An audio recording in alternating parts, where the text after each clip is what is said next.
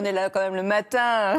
Oui, c'est vrai. Vous pouvez te lever en plus le week-end. Alors, je voulais aussi vous dire que Alma, la chanteuse, celle qui est candidate à l'Eurovision, sera avec nous sur le plateau tout à l'heure et elle nous interprétera son titre.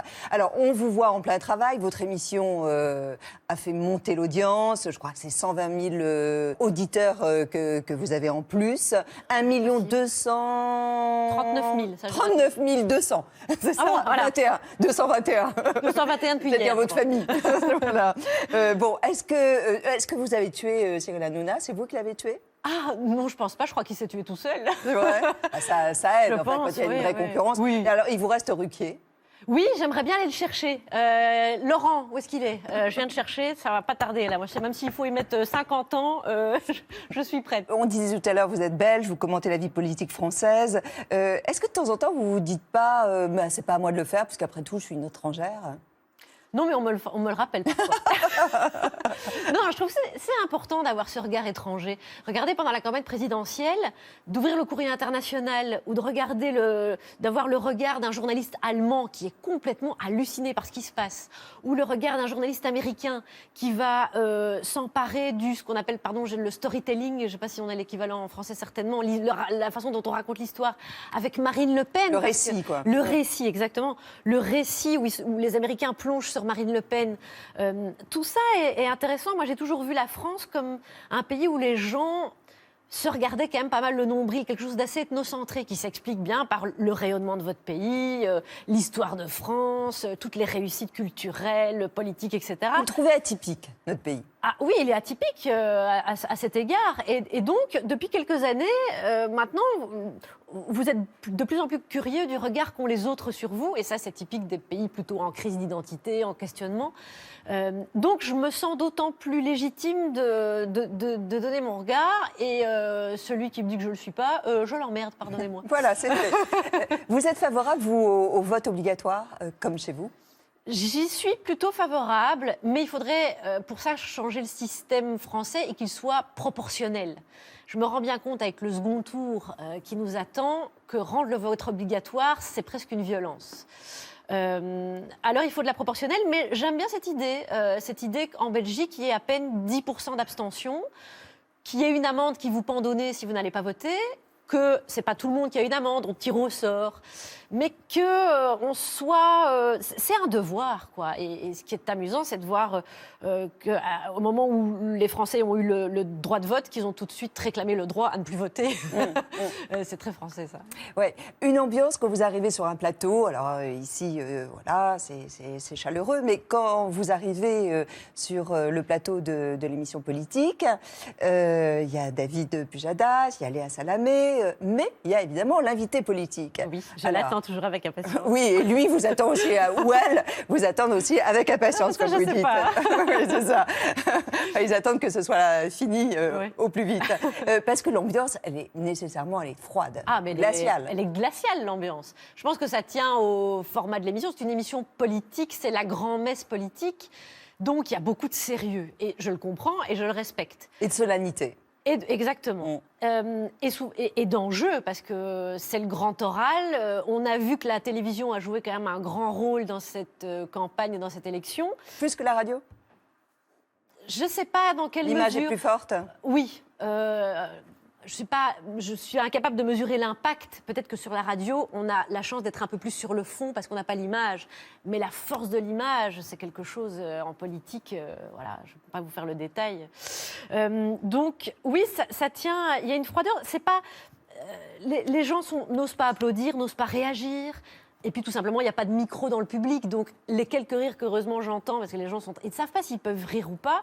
Des fois, c'est pas drôle. Et moi, souvent, j'ai pas forcément envie d'être drôle. Moi, j'ai juste envie de dire à l'homme politique, dites donc là, vous nous avez pris pour des cons.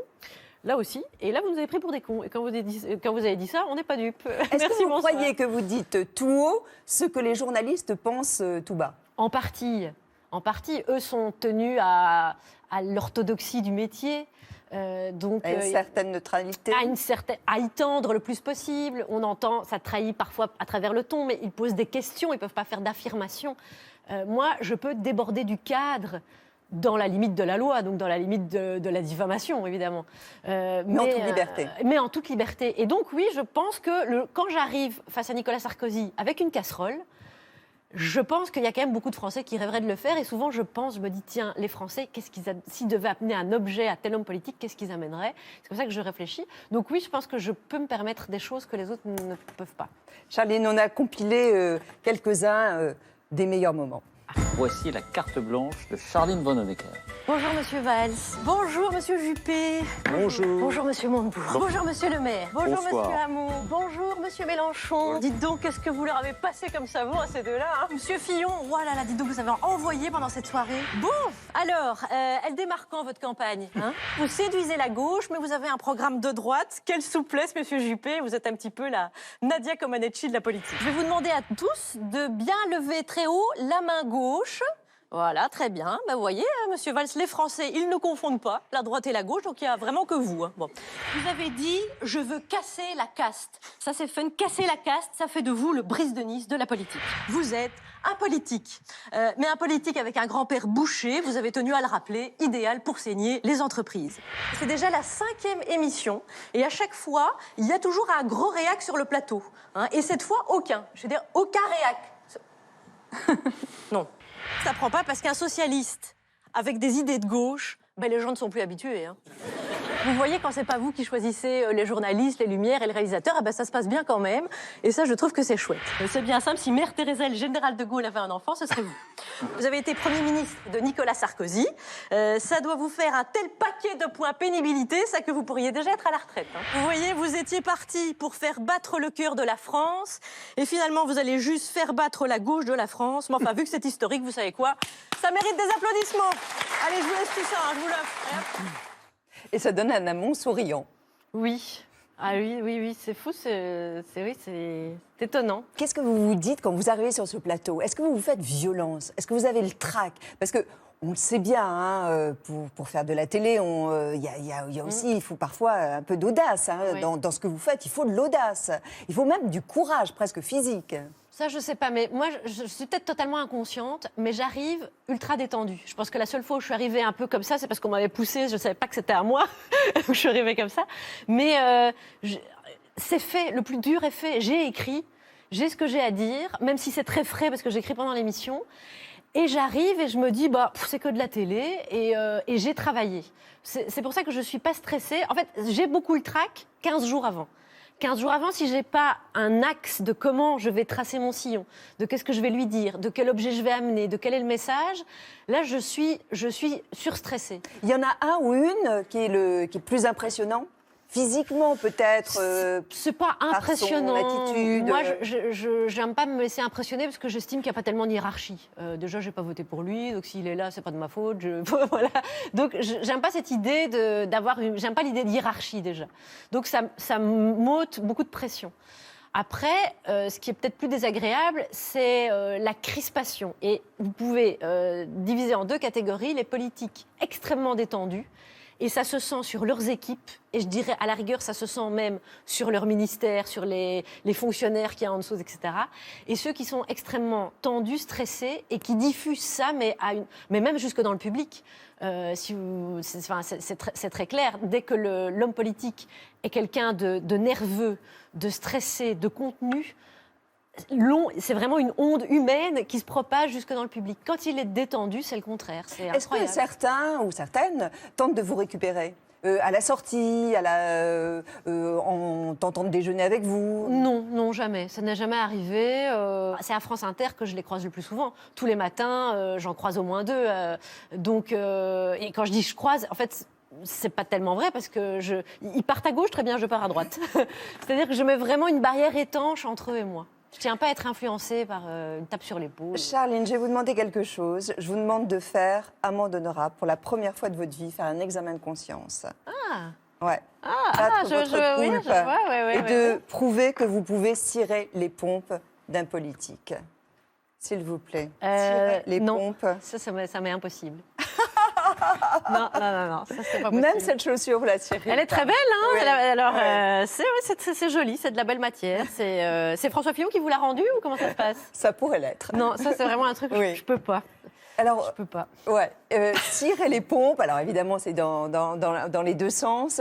Est-ce que vous, ça vous arrive en vous disant ça va peut-être moi m'aider dans ma carrière? Je sais par exemple, vous avez fait un papier d'humeur sur Bolloré qui vous a valu d'ailleurs une place sur Canal, dans l'émission d'Antoine Decaune.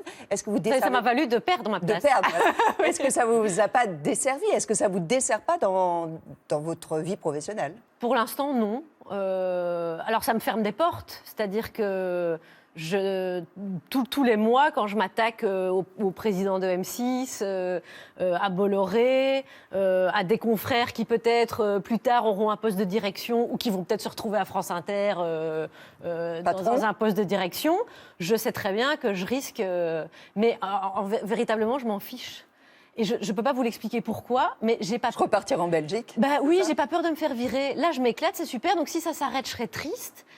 Mais ce que je tiens le plus au monde, c'est pas très français ce que je viens de dire, c'est belge, ce que je tiens le plus. Bon, c'est d'être en accord avec mes convictions. Et c'est pour ça que je ne cirerai pas les pompes, parce que c'est plus facile de s'y tenir dans ma position. Mais j'aime quand on est cohérent et qu'on ne va pas à tous les râteliers, etc. L'amitié, est-ce qu'on peut avoir des bons amis en faisant un travail comme le vôtre?